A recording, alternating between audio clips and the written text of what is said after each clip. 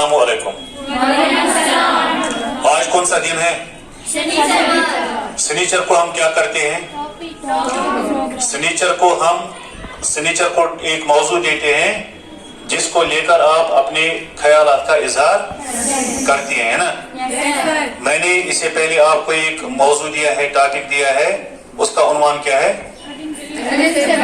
इल्म से बढ़कर कोई दौलत नहीं। ठीक, ये एक डिबेटेबल टॉपिक है।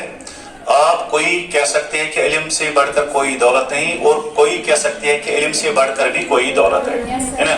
जैसे कि सेहत की दौलत है ना, इज्जत की दौलत वगैरह। जिस तरीके से आपने तैयारी की होगी, मैं आपको दावत दूंगा एक एक करके, लेकिन बीच में हमने आपके मनोरंजन के लिए एक ऐसा प्रोग्राम यहाँ पे रखा है कि आप बोर ना हो जाएंगी। यहाँ पे एक लड़की है सकीना इकबाल, ये हमें बाद में कश्मीरी खबरें सुनाएंगी। मुझे उम्मीद है हम उनको फिर दावत देंगे, उस वक्त दावत देंगे कि ये भी अपना आइटम पेश यहाँ पे करेंगे। तो सबसे पहले वहाँ लड़की बैठी है, आजा यहाँ पे। तारीफ के साथ आप इसका इस्तेमाल करें। शुरुआत ही करेगी, नाम बता। माजबी, यहाँ आजा। माजबी का टॉपिक है, यहाँ पे रखो। माजबी, एक मिनट। माजबी, इल्म से बढ़कर कोई दौलत नहीं। शुरुआत माजबी से करते हैं। अस्सलामुअलैकुम वरहमतुल्लाहि वबरकातुहू। मैं आज आपके सामने इल्म के बारे में कुछ कहना चाहती हूँ। इल्म में भी सुरूर है, लेकिन ये वो जन्नत है जिसमें रूह नहीं। इल्म एक समंदर के मानंद है, इसे हासिल करना चाहते रहो तो किनारे पर न खड़े रहो, बल्कि गहराई में भी उतरते चले जाओ। इल्म एक पौधा है जिसे दिल और दिमाग में सरजमीन में लगाने से अक्ल के पौधे लगते हैं। इल्म के प्यार को अपने होठों से लगा लो। इल्म का जो भी गुण तुम्हारी हलक से उतर जाएगा, वो तुम्हारी दिल और दिमाग को रोशन कर देगा। इल्म सबसे बड़ी दौलत है और जहलत से बड़ा इफलास। इल्म के बगैर आदमी का ईमान और यकीन पुख्ता नहीं, बल्कि उसके नतीजे वो इल्म की दौलत से महरूम रह जाता है। इल्म एक ऐसी दौलत है जिसे कोई छीन नहीं सकता। इल्म ही वो मंजिल है जो रोशनी है और जो हमें तंग से तंग और बारीक से बारीक रास्तों से गुजरकर मंजिल तक ले जा सकती है। बाकी वसल्लम।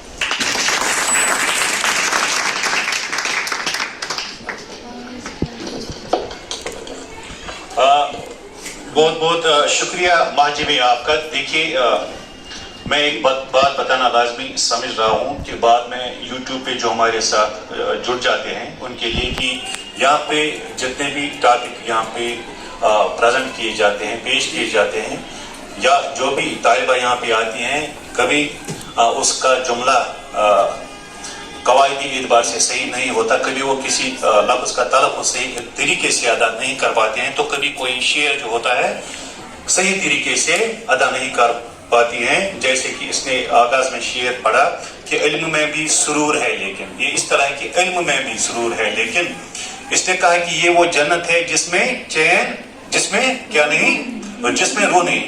इल्म में भी सुरूर है, लेकिन ये वो जन्नत है जिसमें हूर नहीं। ये अल्लामा इकबाल का एक मशहूर शेर है। तो मैं माजरत के साथ बताना चाहूंगा कि अभी हम इन चीजों की तरफ यहाँ पे तवज्जो नहीं देंगे, तो बाद में इंशाल्लाह तलफ़्फ़ुज़ के हवाले से और ग्रामर के हवाले से या इन अशार के हवाले से जिनमें ये तालिबात गलती करती हैं, तो इसके लिए एक अलग क्लास होगी, तो हम वो क्लास आप तक जरूर पहुंचाएंगे। तो मैं दूसरी तालिबा को यहाँ पे बुलाने के लिए दावत दे रहा हूँ।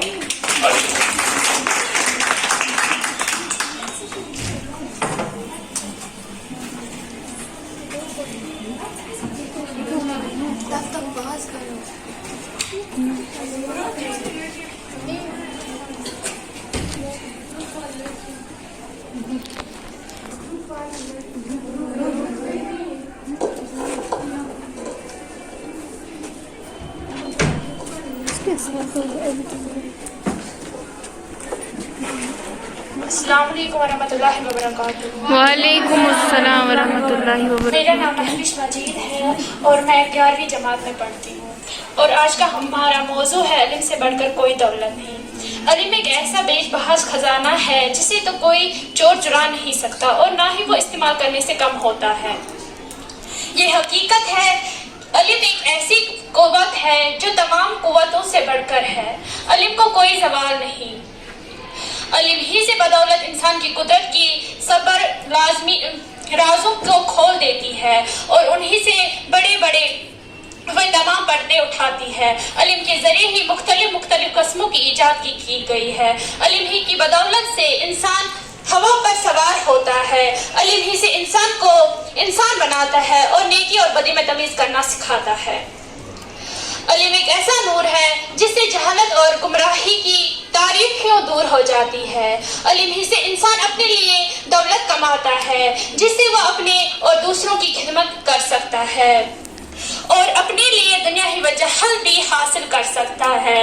میں اپنی دوست زینب کو سوال کرنا چاہتی ہوں کہ علم سے بڑھ کر کوئی دولت ہو سکتی ہے؟ اگر ہو سکتی ہے تو وہ ضرور یہاں آئیے۔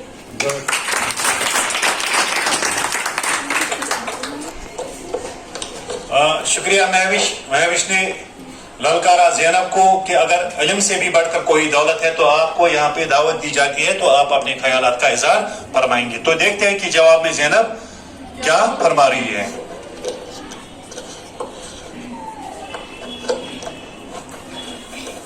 السلام علیکم ورحمۃ اللہ وبرکاتہ۔ وعلیکم السلام ورحمۃ اللہ۔ میرا نام زینب ہے اور میں 11ویں جماعت میں پڑھتی ہوں۔ میری بہن مہوش نے مجھے یہاں پہ سوال کیا کہ علم سے بڑھ کر کوئی دولت ہو سکتی ہے؟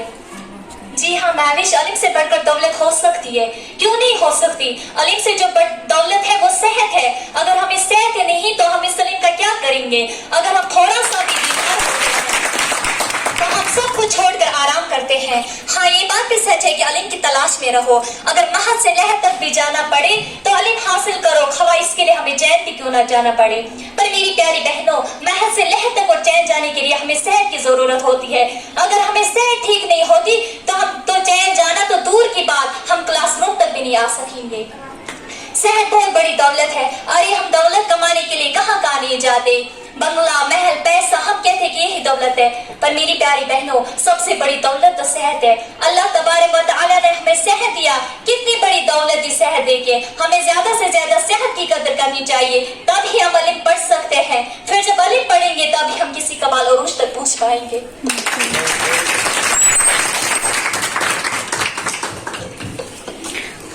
بہت خوب زینب۔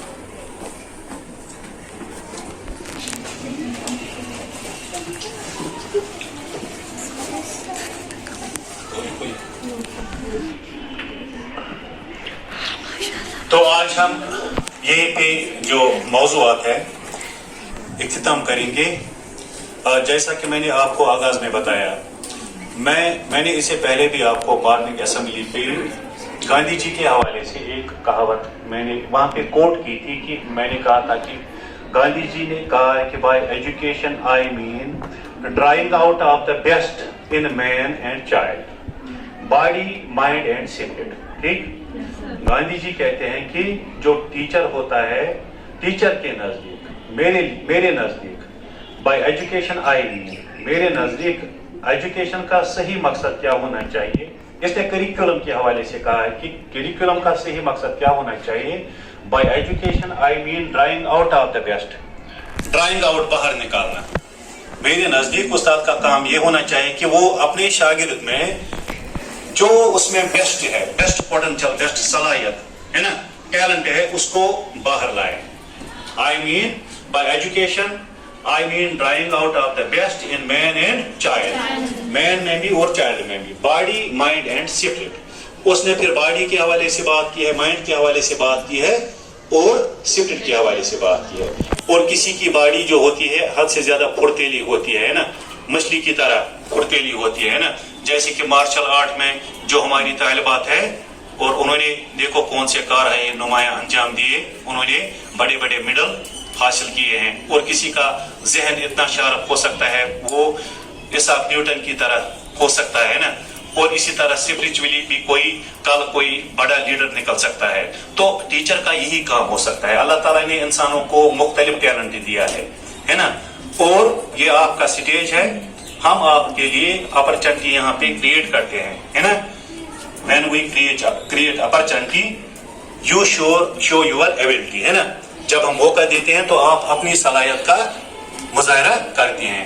तो हमारी खुशकिस्मती है कि यहाँ पे एक ऐसी तालिबा है जिसका नाम सकीना इकबाल है। अल्लाह ताला ने इनको एक ऐसी सलाहियत से नवाजा है, ये हमें कश्मीरी में खबरें सुनाने जा रही हैं। देखो ये एक टैलेंट होता है, खबर किसी और ने लिखी होगी लेकिन फिर इसको खूबसूरत अंदाज से बयान करना भी एक टैलेंट है ना।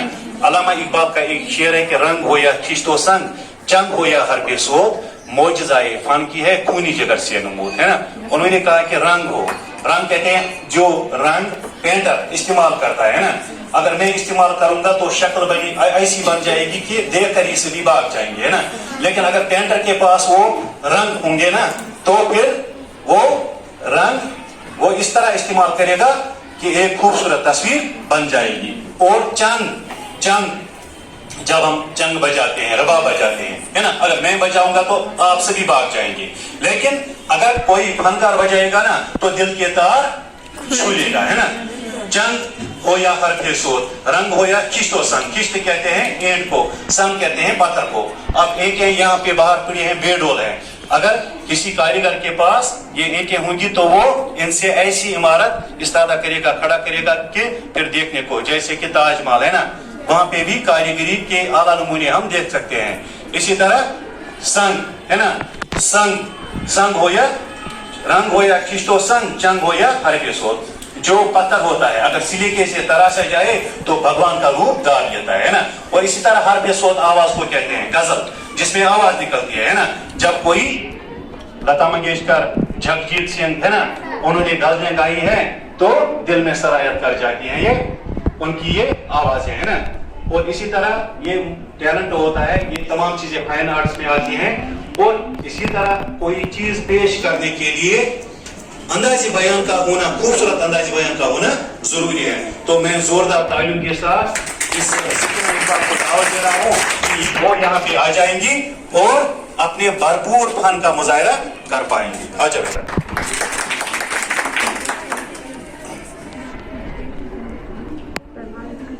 माइक।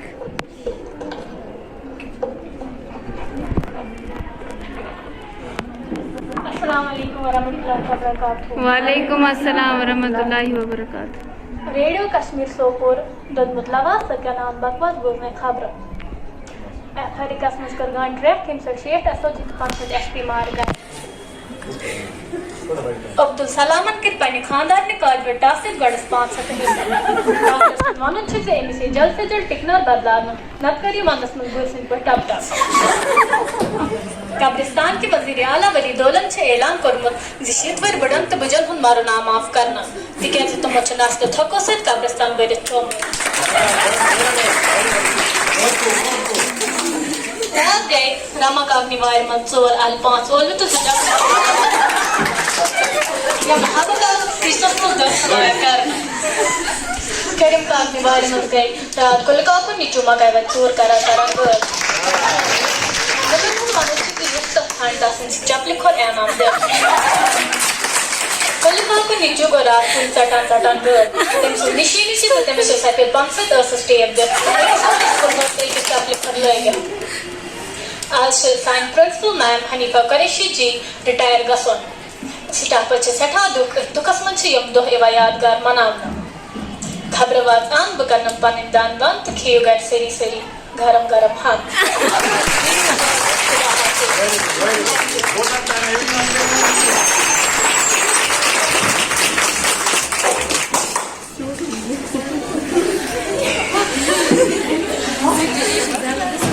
बहुत बहुत शुक्रिया सकीना इकबाल।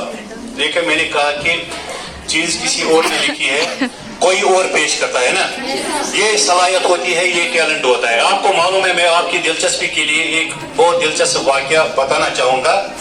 क्या आपको पता है कि कोई गीत कैसे बन जाता है फिल्मिस्तान में? मत है मालूम?